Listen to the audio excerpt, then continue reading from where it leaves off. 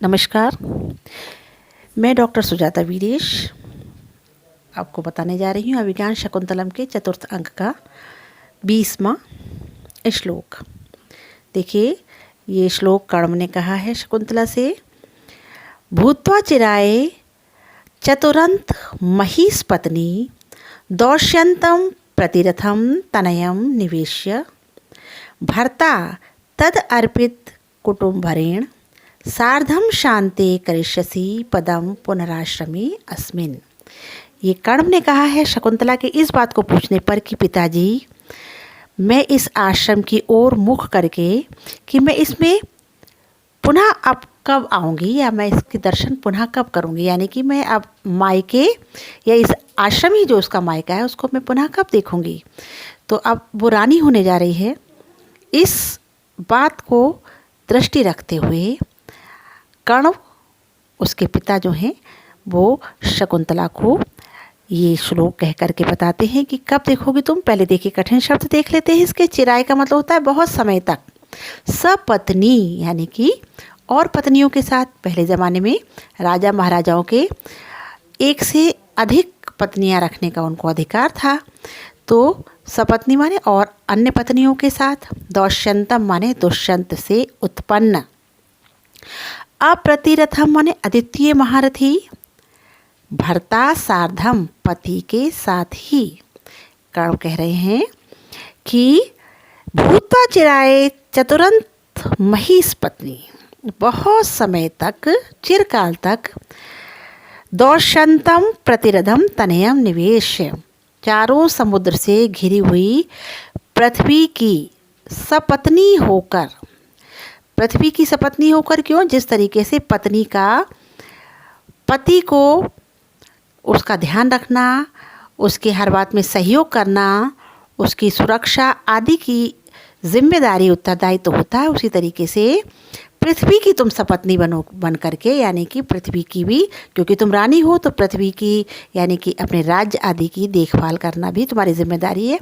सपत्नी होकर के आदित्य महारथी चक्रवर्ती पुत्र को, दौष्यंत मतलब दुष्यंत के पुत्र को, तनय निवेश प्राप्त करके, उत्पन्न करके, और उसके पश्चात भर्ता तद अर्पितम कुटुंबरेण, पति और अपने पति के राज्य को और आप स्वयं उस होने वाली संतान को कुटुंब का बोझ अर्पित करने के पश्चात सार्धम शांति करिष्यसि, उसके पश्चात राज अभिषेक करके उस पुत्र का राज्य का भार सौंपने वाले अपने पति के साथ ही पदम पुनराश्रमे अस्मिन्, इस आश्रम के, इस पवित्र आश्रम में अपना निवास करोगी। एक बार फिर से देखो कि चारों समुद्रों से घिरी हुई पृथ्वी की सपत्नी होकर के, यानी कि रानी होकर के, अद्वितीय महारथी चक्रवर्ती दुष्यंत से उत्पन्न पुत्र को प्राप्त करके और उसको पाल पोस करके उसका राज्याभिषेक करने के पश्चात, उसको राज्य की सभी जिम्मेदारियां सौंपने के पश्चात अपने पति के साथ फिर से इस पवित्र आश्रम में प्रवेश करोगी। देखिए, सार्धम सपत शांति, सार्धम का मतलब पति के साथ। इस बात को आप बहुत ध्यान दीजिए, जो कालिदास ने कहा है कि यानी कि सौभाग्यवती रहते हुए आप इस आश्रम में आएंगे। इसमें एक चीज़ आप और ध्यान देने की बात है कि इसमें कालिदास ने आश्रम चतुष्टय का वर्णन किया है। आश्रम चतुष्टय का मतलब है 4 आश्रम जो भारतीय हमारी भारतीय सामाजिक व्यवस्था में जो किए दिए गए हैं, जिसके उल्लेख किया गया है कि ब्रह्मचर्य, गृहस्थ, वानप्रस्थ और उसके पश्चात संन्यास। वानप्रस्थ में व्यक्ति जो है जिम्मेदारियों को तो बच्चे को दे देता है, लेकिन अभी उसके साथ रह करके ये देख रेख करता है कि बच्चा जिम्मेदारियां सही से निभा रहा है या नहीं निभा रहा है। जब बच्चा सही से जिम्मेदारियां निभाने लगता है, उसके पश्चात वो सभी जिम्मेदारियों को दे करके शांति के लिए और आध्यात्म का ज्ञान को ग्रहण करने के लिए वो संन्यास आश्रम को लेता है। इसी का वर्णन किया गया है। अगले में देखिए, अगला श्लोक देखिए।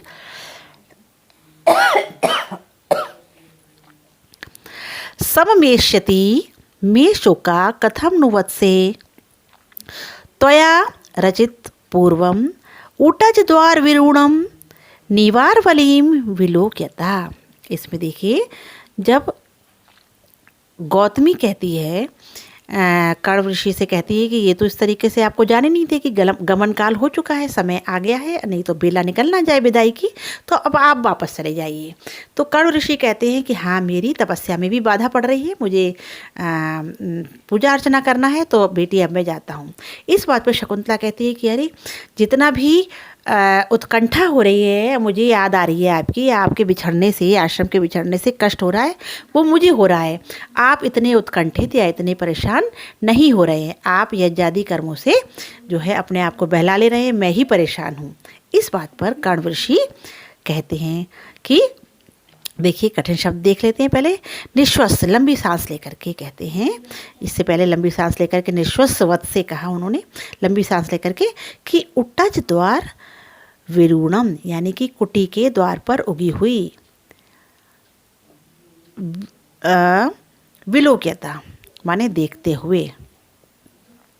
बहुत अच्छी बात कही। देखिए कि जब हम कोई प्रिय जब हमसे दूर होता है तो हम उसकी निशानियों को देख करके अपने मन को शांत करते हैं या उसकी याद कर लेते हैं। तो कण्व ऋषि ने कहा कि जो